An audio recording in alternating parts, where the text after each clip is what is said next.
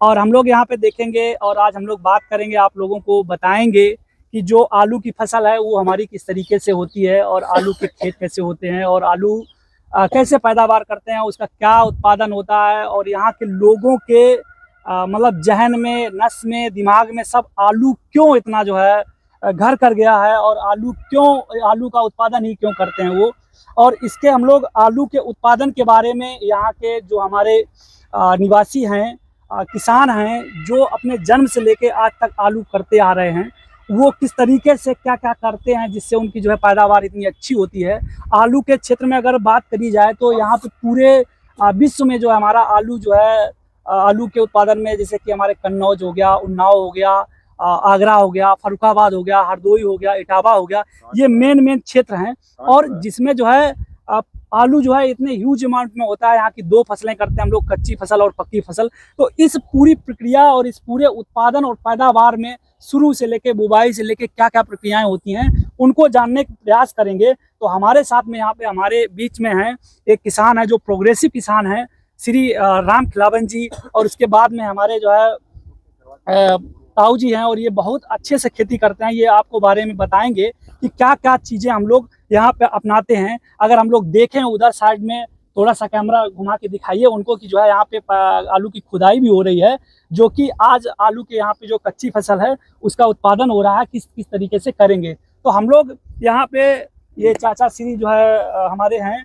श्री राम खिलावन जी, इनसे हम लोग जानेंगे कि आलू की जो शुरू की प्रक्रियाएं हैं कि कैसे जुताई करते हैं, गुड़ाई करते हैं, उसमें कितना खाद उर्वरक यूज करते हैं, उसमें जो है कौन कौन सी फसलें होती हैं, कौन कौन सी किस्में होती हैं, और उसके साथ में उसमें जो है प्रयोग की जाने वाली कौन कौन सी मेन दवाएं हैं। ये सारे यहाँ पे जो उपस्थित लोग हैं उनसे बात करेंगे। बताइए कि पहले अपनी शुरू से लेके ये क्या क्या करते हैं। जैसे जुताई करने के लिए आप क्या करते हैं? जुताई करने के लिए हम करते हैं, पहले हैरो से 2 बार खेत जोतते हैं, ठीक है, और फिर उसके बाद कल्टीवेटर से 2 बार जोतते हैं खेत, और फिर उसके बाद अंतिम जुताई जो है रूटावेटर से 2 बार जोतते हैं।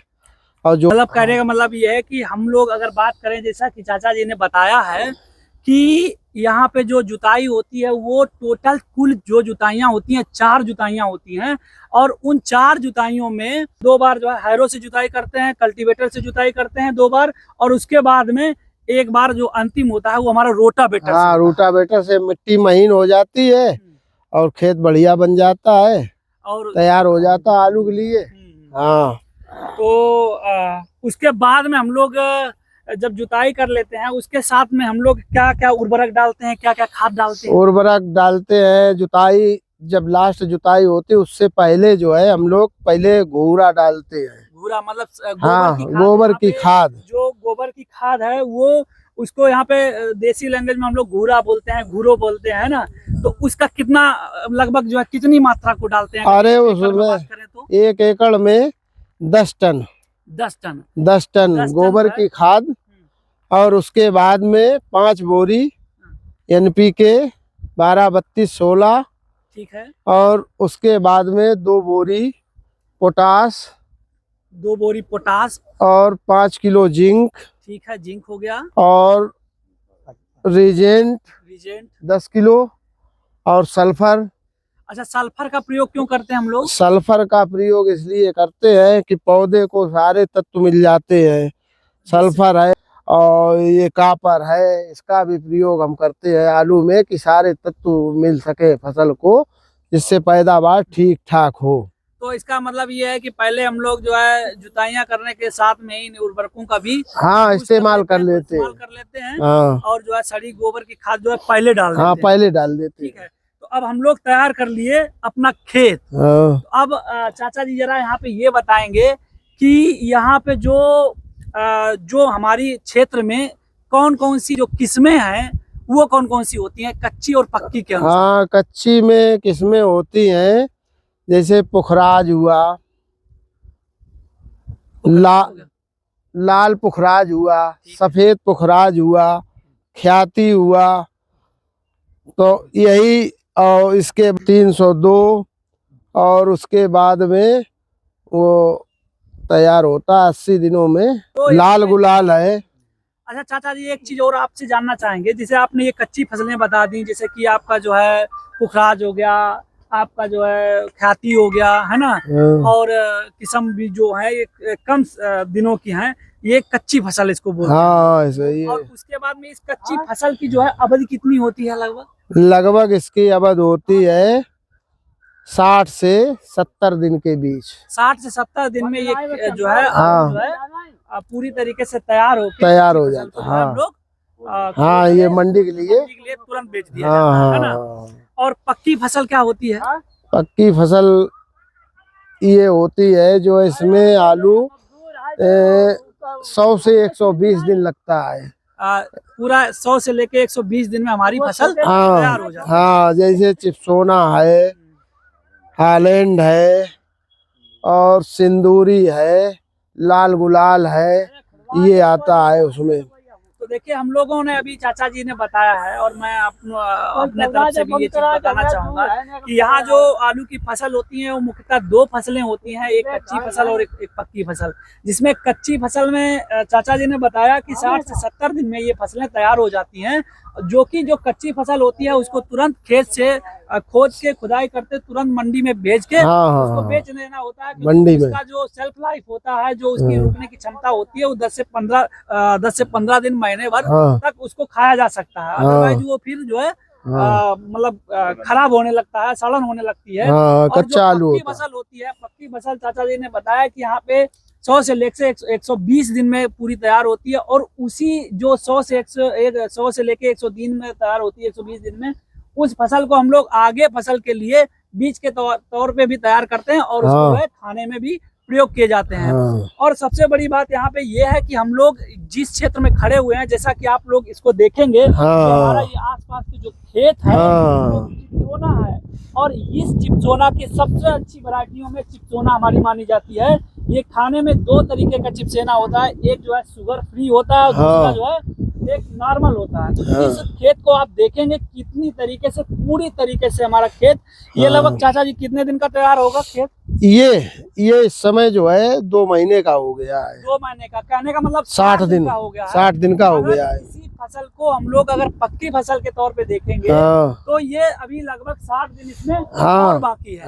50 से 60 दिन इसमें और लगेंगे। उत्पादन भी बताया जाता 60 से 70। हाँ, 60 से 70 जो है बीघा होता है। मतलब 300 पैकेट एक एकड़ में अगर हम लोग इस फसल को पक्के में करेंगे। अच्छा चाचा जी, और इसके बारे में हम लोग अभी बात करेंगे कि हम लोग बात कर लिए खेत की तैयारी की और किस्मों की। अब बात करते हैं कि जैसे इसमें जब निराई गुड़ाई का क्या मतलब करते हैं, कैसे करते हैं? निराई गुड़ाई के लिए इसमें ये होता है कि जैसी घास होती है, चौड़ी पत्ती की है तो उसमें मैट्रीब्यूजन का यूज होता है। ठीक है। और अगर सकरी पत्ती की घास है तो उसमें सकूरा आती है एक दवा। तो चौड़ी पत्ती का जो हम अभी बात किए हैं आपसे, मैट्रीब्यूजन, तो मैट्रीब्यूजन 1 एकड़ में कितना पड़ता है लगभग? 1 एकड़ में पड़ता है 100 ग्राम। 100 ग्राम। सकूरा पड़ता है 80 ग्राम। 80 ग्राम। हाँ, चलिए करते हैं। तो ये दवा जो है हम लोग कितने दिन पे डालते हैं बुआई करने के बाद? ये बुआई करने के बाद में 25 से 30 दिन में दवा ये पड़ जानी चाहिए। अच्छा, तो इस दवा से पूरे तरीके से कारगर है? हाँ, पूरी तरीके से खरपतवार को नष्ट कर देता है। अच्छा देखिए, दूसरे भाई भी हमारे बीच में है ना, तो इनसे हम लोग बात करेंगे कि इसके आगे क्या प्रक्रिया है। आप अपना नाम बताइए। सैंग सिंह है। तो सैंग जी, आप बताइए, जो यहाँ पे जो हम लोग आलू का उत्पादन करते हैं उसमें जो है सिंचाई के लिए क्या क्या संसाधन है? सिंचाई के लिए मतलब जिस तरीके से पानी लगना चाहिए, वो पहला पानी 10 या 15 दिन में लगना चाहिए। इसके बाद उसी अंतराल में नमी को देखते हुए पानी लगाते रहना चाहिए। और जैसे कि सैंग जी, हम लोगों को अभी मालूम हुआ जैसे कि जो 2 फसलें होती हैं, जो 2 में से एक कच्ची फसल और एक पक्की फसल, तो कच्ची फसल में हम लोग कितनी बार पानी लगाते हैं? कच्ची फसल में 3 या 4 बार पानी लगता है, इसके बाद खुदाई हो जाती है। ठीक है, तो पहला पानी जो है कब लगता है? पहला पानी 10 या मतलब 15 दिन में, नमी के हिसाब से। ठीक है। उसके बाद में जो दूसरी तीसरी चौथी सिंचाई, मतलब वो सिंचाई 10 या 15 दिन में होती रहनी चाहिए। इनका कहने का मतलब है कि 10 से 15 दिन के अंतराल पे हम लोग सारी सिंचाई करते हैं। तो अगर 4 बार करेंगे तो 15 चौके 60, मतलब 60 दिन में हमारा जी। आलू अगर तैयार हो जाएगा 60 से 70 दिन में, तो हम लोग उसको जो है आराम से कर सकते हैं। और जी। तो पक्की फसल में कितना पानी लगे, कितनी बार पानी वैसे देना पड़ेगा? 4 या 5 पानी, 5 से 5 से 6 मतलब 5 5 से या 6 पानी। 6 पानी है ना। तो लगभग 15 दिन के अंतराल पे हम लोग सिंचाई करते हैं। जी। अब इस पे हम लोग बात करते हैं। इसके बाद में हम लोग आते हैं, जब हमारी सिंचाई हो गया, देख रहे हैं आप लोग जो है, जैसे कि यहाँ पे एक वो ट्यूबवेल है, यहाँ पे जो संसाधन है सिंचाई के सारे संसाधन ट्यूबवेल से हैं। यहाँ पे नहर का पानी थोड़ा सा मुश्किल है इस क्षेत्र में, हालांकि और भी यहाँ पे जो है नहरें अच्छी हैं। और यहाँ पे जो सारे जितने ट्यूबवेल्स हैं वो सारे ट्यूबवेल्स लाइट से चलते हैं, बिजली से चलते हैं, और वो अच्छी खासी में जो है अपना पानी को टाइम टाइम पे सिंचाई करते हैं। तो जिन किसानों के पास में सिंचाई के संसाधन, जिनके ट्यूबवेल्स हैं, वो अपने ट्यूबवेल से करते हैं। अन्यथा जो है उसी के आसपास में हम लोग किराए का पानी लेके यहाँ पे इन आलू की सिंचाई करी जाती है। और यहाँ पे हम आपको बता दें कि यहाँ पे इतना अच्छा जो है आपस में एक समन्वय होता है किसान के बीच में, कि बिना भेदभाव के सारा लोग, चाहे उसका ट्यूबवेल हो या ट्यूबवेल ना हो, लेकिन सभी की फसलें अच्छी होती हैं। सभी लोग अपना एक दूसरे को पानी देते हुए एक दूसरे की मदद करने का प्रयास करते हैं। चलिए हम लोग आगे बढ़ते हैं इसी के साथ में, कि जब हम लोग, अब बात आ गई हमारी, हो गई है सिंचाई की, उसके बाद में अवधि की। अब हम लोग बात करेंगे कि जो इन फसलों में रोग लगते हैं, उन रोग के लिए क्या क्या रोग हैं, क्या क्या कीड़े हैं, कैसे उनको बचाया जाता है, उनके बारे में हम लोग सैंक जी से जानने का प्रयास करेंगे। तो इसमें कौन कौन से रोग लगते हैं? मतलब रोग 2 प्रकार के होते हैं, एक कीटनाशक रोग और दूसरा जो है मतलब पौधे में जो गलन वगैरह होती है, स्पर्शी। एक हो गया कीटनाशक के लिए, है ना, और दूसरा फफूंदी नश होता है। दूसरा हो गया वो रोग हो गया फफूंदी। जी जी। तो इसमें जो रोग होता है वो कौन कौन से रोग होंगे? मतलब इसमें एक जुल्फा रोग हो जाता है, ठीक है, और दूसरा परपरा।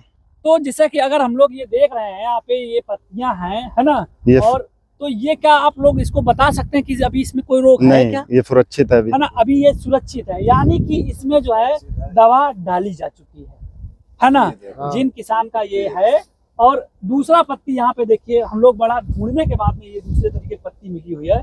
तो क्या शंकर जी जो ये हम लोग देख पा रहे हैं, ये कौन सा रोग है? ये खाद का असर है। खाद का असर है, मतलब इसमें खाद का असर क्या है, कमी है या अधिक? नहीं, वो खाद जैसे नमी में डाल दी गई तो उसमें जो है ये चपक के गल गई। देखिए हम लोग जो ये खेत देख रहे हैं यहाँ पे, वो पूरी तरीके से अभी रोग मुक्त है। और रोग मुक्त इसलिए है क्योंकि यहाँ का किसान समय पे उसने जो है इस पे दवा दिया। तो रोग की बात कर रहे थे हम लोग शंकर जी से, और शंकर जी बताएंगे कि इसमें कौन कौन से रोग लगते हैं मुख्यतः। जैसे कीटनाशक रोग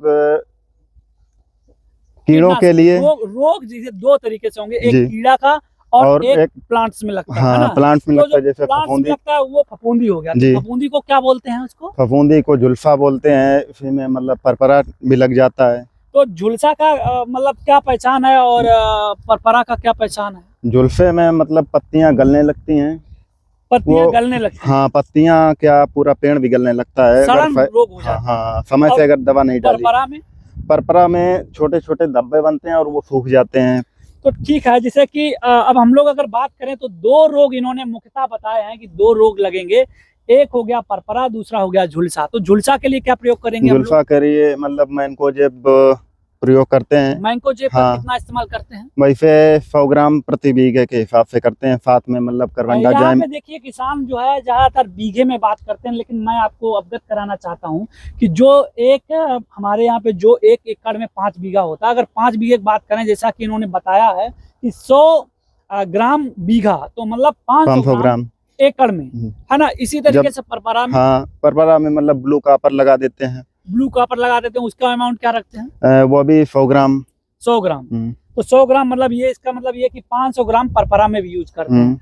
अगर अब हम लोग बात करें कीटनाशक के लिए, जब इसमें कीट का प्रकोप हो जाता है तो कौन कौन से कीट लगते हैं? कीट मतलब फुड़ी भी लगती है और बुनबुना टाइप का लगता है। तो बुनबुना के लिए इमिडाक्लोरोपिड इमिडा क्लोरोपिड, उसका 70%। 70% का, तो वो एक 2 ग्राम की पुड़िया आती है, ठीक है, तो उस पुड़िया को एक टंकी में डालते हैं। ठीक है। तो इसी हिसाब से मतलब 1 बीघे में 2 पुड़िया पड़ेगी और एकड़ में 10 2, जी, मतलब यानी कि देखिए 1 एकड़ में हम लोग 10 टंकी का यूज करते हैं। एक 12 से 15 लीटर जो है एक टंकी में यूज होगा। तो हम लोग इस तरीके से अगर ये समय पे डाल दिया जाए तो जरा आप सहक जी ये बताएं कि इसमें जब रोग लगता है तो लगभग किस समय जो है किसान को क्या बोलते हैं कि मतलब जागरूक होने ज़्यादा ज़रूरत होती है कि जब ये रोग लगने से हल्के ही सिम्टम दिखने लगे और हम लोग अपना डाल दें। हाँ, हाँ, तो कम मात्रा में काम हो जाएगा। मतलब वैसे जो अंगेती में तो 35 से 40 दिन में, 35 से 40 दिन जी। और पछेती में देखिए पछेती में मतलब है अगेती और पछेती। अगेती का मतलब है कि जो हमारी कच्ची फसल है उसको अगेती बोल देते हैं, जो पक्की है और उसका मतलब जो है पक्की फसल को पछेती बोल देते हैं। और इसमें भी 2 कारण हैं, 2 चीजें हैं। एक अगेती तो समय के हिसाब से होता है, जो सितंबर से जो है स्टार्ट हो जाता है लगभग सेकेंड वीक से लेके, और हम लोग इसका जो है जो पछेती होता है लगभग हम लोग 15 दिसंबर के पहले तक कर देते हैं, है ना। तो अब इसी के बाद में हम लोग बात करेंगे कि जब हमारा सारा चीज हो गया उसके बाद में 60 से 70 दिन की फसल हो गई, अब हम लोग बात करते हैं कि पैदावार की, है ना। तो हम लोग यहाँ पे देखिए हमारे साथ में विवेक भाई जी भी हैं, है ना। हम लोग कोशिश करेंगे, देखिए अभी वहाँ से हम लोग किसानों से बात करेंगे चल के थोड़ा सा। किसान जो है हमारे भाई हैं, है ना। आप अपना नाम बताइए, क्या नाम है आपका? कृष्ण मुरारी। कृष्ण मुरारी, इनका कृष्ण मुरारी नाम है। जो अभी आज यहाँ पे आलू की खुदाई भी हो रही है, हम लोग इन्हीं के मुख से ये जानने का प्रयास करेंगे कि आलू का क्या पैदावार है, क्या बाजार है, क्या रेट है और क्या मतलब जो है उत्पादन हो रहा है। तो भैया जो है ये देख रहे हैं कि कितना बढ़िया बढ़िया जो है आलू दिखा रहे हैं, है ना, जो कि बिल्कुल पूरी तरीके से व्हाइट कलर का और एक बढ़िया साइज भी है। जैसा कि आप लोग देख रहे हैं यहाँ पे सारे लोग यहाँ पे खुदाई कर रहे हैं, देख रहे हैं कि कितना सुंदर बिल्कुल चिकना चिकना आलू बढ़िया से हो रहा है ना। तो इसको हम लोग देखने का प्रयास कर रहे हैं, इन्हीं से जानेंगे। आप लोग दीजिए, है ना। तो आलू का जो है अभी इनसे मालूम करेंगे कि ये लगभग क्या लगभग हम लोगों को उम्मीद है कि इस पूरे खेत में कितना आलू निकलेगा 1 बीघा के हिसाब से? 25 पैकेट। 25 पैकेट यहाँ से लगभग इनका मानना है कि 25 पैकेट कम से कम 1 बीघा में निकलेगा। और जैसा कि हम लोग बात कर रहे हैं 1 बीघा का मतलब है कि हमारा 1 एकड़ में हमारा 5 बीघा होगा। 5 बीघे में आलू अगर हम लोग 25 पंचे 125 पैकेट देखेंगे और 1 पैकेट में आप बताएंगे कि 1 पैकेट में लगभग कितना आलू जो है होता है। 1 पैकेट में कितना आलू आता है, कितना किलो आता है? 60 किलो। 60 किलो आता है। तो अगर हम लोग बात करें मोटा मोटी तो हमारा 25 पैकेट 1 बीघा और 125 पैकेट 5 बीघा, 125 पैकेट का मतलब लगभग हमारा मोटा मोटी हो गया 70 से 75 कुंटल 1 एकड़ में। और अभी आप से हम लोग ये भी जानना चाहेंगे कि क्या आपको, जैसे कि हमारी जो यहाँ पे आलू की जो बाजार है वो 2 तरह है, 2 जगह पे है। एक तो हमारी मंडी है, अभी हमारे जो है सरकार ने, राज्य सरकार के द्वारा यहाँ पे एक विशिष्ट आलू की मंडी जो कि पूरे मतलब इंडिया और एशिया की सबसे बड़ी आलू की मंडी है, जहाँ पे इसका जो है खरीद फरोख्त होता है। उसी के साथ में पुरानी जो हमारी मंडी है वो कानपुर की मंडी है ना। तो अभी आपने कुछ आपको मालूम है कि क्या रेट चल रहा है इस आलू का? 1000 रुपए। 1000 रुपया पैकेट। इनका कहने का मतलब है कि 1000 से लेके 1200 रुपया अगर पैकेट बिक रहा है तो फिर एक वही हमारा फिर से बात वही आ गया कि लगभग 125 पैकेट। 125 पैकेट का मतलब है कि हमारा 1 एकड़ में अगर 1000 पैकेट से भी जाएगा तो 1.25 लाख रुपया 1 एकड़ में जाएगा। अब 1 एकड़ में हमारा 1.25 लाख रुपया हो रहा है ये कच्ची फसल में। तो हम लोग इसमें थोड़ा सा और जानने का प्रयास करेंगे कि जो मार्केट का रेट है वो ऊपर नीचे तो होता रहता है, लेकिन अभी वर्तमान का जो भाव है वो 1000 रुपया लगभग 1 पैकेट में है। अगर हम लोग बात करें तो ये कौन सी भैया किस्म है? पुष्कर है ना। यहाँ पे पुष्कर ये फसल है हमारी। पुष्कर का जो है एवरेज भी अच्छा है, मतलब अच्छा सा पैदावार भी अच्छा है। और ये लगभग कितने दिन का आलू हो गया है? 65 दिन का। 65 से 70 दिन, जैसे कि हम लोग बात कर रहे थे कच्ची फसल जो है 65 से 70 दिन और पक्की फसल में हम लोग लगभग 100 से लेकर 120 दिन। तो हम लोग यही बात कर रहे हैं। अच्छा, इसमें सबसे हम लोग और थोड़ा सा जानने का प्रयास करेंगे कि इसका अभी तक आपका जैसे शुरू से लेके बीज से लेके उसके बाद में जुताई हो गया हमारा, उसके बाद में निराई हो गया, उसके बाद में आलू का बीज हो गया, उसके बाद में हमारा सिंचाई हो गया, दवाई हो गया, और ये सारी लागत इसमें जो है मजदूरी हो गया, आलू की गुड़ाई हो गया, इसमें लगभग एक जो है बीघे में लगभग कितना जो है खर्चा आ गया है आपका? अब तो इसमें कम से कम 12-13 हजार तो आई है। 12 से 13 हजार, 12 से 13 हजार एक बीघा में, है ना? तो 5 बीघा की हम लोग बात करें तो 12 पंचे 60 हजार। हम लोग अगर 60 से 65 हजार रुपया इस जो पूरे प्रक्रिया में 1 एकड़ में 60 से 65 हजार की जो हमारा जो खर्चा है वो आ रहा है। तो अगर हम लोग बात करें जो अभी मौजूदा हालत में है तो इसका मतलब ये हमारा कि 50% हमारा लगभग बचत है। जितना भी लगाएंगे उतना ही उसमें जो है आपको बेनिफिट है। तो हम लोग अभी जैसे शुरू में ही हम लोग इस ब्लॉग को बनाने से पहले बात कर रहे थे कि आखिरकार किसानों का जुड़ाव इससे इतना ज़्यादा क्यों है। ये तो बात हम लोग अगर कच्ची फसल की बात कर रहे हैं, और उसी तरीके से हम लोग अभी चाचा जी से ही फिर से दोबारा से कोशिश करेंगे कि अगर पक्की फसल अगर हम लोग बात करें तो पक्की फसल में हम लोग इसका जो है क्या क्या उत्पादन रहेगा। पक्की फसल में लगभग अगर यही होता तो कितना जो है उत्पादन होता है इसका 50 से 60 निकल 60 से 60। हम लोग अगर मोटा मोटी बात करेंगे कि जो पक्की फसल है तो 50 से 60 पैकेट बीघा। फिर वही बात हो गई कि 50 से 60 पैकेट बीघा हो गया तो 5 बीघा अगर बात करेंगे तो 5 बीघा मतलब 1 एकड़ में लगभग 250 से 300 जो है पैकेट, और 250 से 300 पैकेट में अगर हम लोग जो है 60 केजी का निकलेगा तो उसका हम लोग अगर ओवरऑल अगर जो है एक अनुमान लगाएंगे, औसतन इसका अनुमान हमारा हिसाब से जो है कम से कम ही हमारा 170 से 160 से 170 कुंटल निकलेगा लगभग 1 एकड़ में। तो पक्की फसल का भैया क्या रेट लगभग रहता है इसका? अब इसका रेट तो 700 हजारों राहत है, तो भाव के ऊपर बात है। हाँ, भाव के ऊपर बात है। यहाँ का देखिए आलू की सबसे बड़ी जो मतलब चुनौती है, चैलेंजेज है, वो मार्केट का है। कभी कभी आलू में इतना घाटा हो जाता है कि पूरी लागत लेकिन अब की बार किसानों का जो मानना है, मार्केट का मानना है, वो इस बार अच्छा है। और उस बार हम लोग जैसे कि भैया बता रहे हैं कि जो यहाँ पे हम लोगों ने भी जानकारी किया है उसमें जो है शुरुआत के तौर पे हमारा आलू काफी अच्छा गया, लगभग 1600, 1700, 1800 रुपया पर पैकेट के हिसाब से, है ना? इसका मतलब है 3000 से 3500 4000 में भी गया कुंटल में शुरुआत जो है बता रहे हैं चाचा कि 4000 रुपया कुंटल तक गया है। लेकिन मौजूदा हालत में जैसे जैसे समय बढ़ रहा है, खुदाई बढ़ रही है, उसका जो है रेट भी डाउन होता जा रहा है। लेकिन फिर भी अभी 1000 रुपया पैकेट, इसका मतलब 1600-1700 रुपया कुंटल मिल रहा है। तो अगर हम लोग यहाँ पे बात करेंगे पक्की फसल की ही, तो पक्की फसल एक काफी बड़ा उत्पादन होता है। उसमें लगभग 160 से लेके 180 कुंटल पर एकड़ में, और इसी का अगर हमको अगर मान लीजिए 700 रुपया भी अगर रेट मिल रहा है तो हम लोग देखेंगे तो इसमें अगर हम लोग पूरा कैलकुलेट करेंगे तो इसमें 160 से अगर मान लीजिए 160 हो गया तो हमारा फिर भी मोटा मोटी 1.5 लाख रुपया, 1,50,000 से लेके 1 लाख रुपया 80,000 रुपया तक का 1 एकड़ में उत्पादन होता है। अगर हम लोग अगर भैया बात करें पक्की फसल की, तो पक्की फसल में इसमें लगभग जो लागत है क्या उसका इससे डिफरेंस होगा कि कम होगा कि ज्यादा होगा? कुछ ज्यादा होगा, ज्यादा होगा, उससे ज्यादा होगा। जैसे अगर इसमें मान लीजिए 12 से 13,000 रुपया बीघा लग रहा है तो उसमें 15,000 रुपया मान सकते हैं। तो 15×5 75,000, 75,000 रुपया आपका लागत है, और लगभग 1,60,000, 1,70,000, 1,75,000। कहने का मतलब ये है कि अगर रेट सही रहे तो क्या हम लोग मान सकते हैं कि 1 एकड़ में लगभग 1 लाख रुपया की बचत है।